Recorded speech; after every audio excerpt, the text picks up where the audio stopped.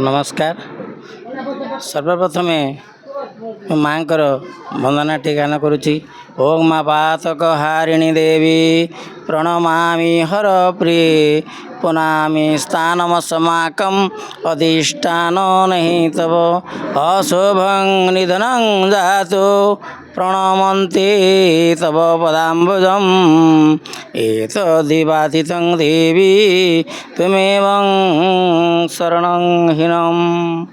सर्वप्रथमे मु ये अंचलवासी ओडिशावासी आज जो दशहरा राति पाइले दशहरा पर्व अनुष्ठित हेब एवं एठारे आज नवमी सदी पूजा ये अवसर रे मो घर पाखरे नवमी तिथि रे माँकर आज चंडी उत्सव पालन करा जाउअछि।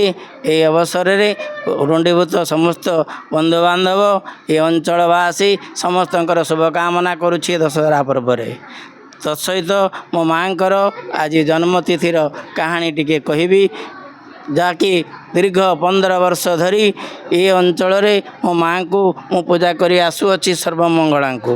आज सेठारे से विराजमान होइचंती तांकर जन्मतिथि को पालन करिबा पई आज 15 वर्ष धरी ठारे चंडी पूजार आयोजन कराई आसुअछि। सहबांधवे बंधुबांधव एवं ज्ञाति समस्त कुटुंब एवं ये अंचलवासी प्रति से माँ प्रति दया रही। बहुत लोक आसी भोगराग कर जाउछंती।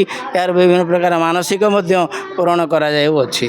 तेणु ये अवसर रे मु देशवासी को ओडिशावासी को साधुवाद ग्रहण करने दौची जे कि ये समस्ते सुखरे बसवास करंतु एवं माँकर आशीर्वाद लाभ करंतु।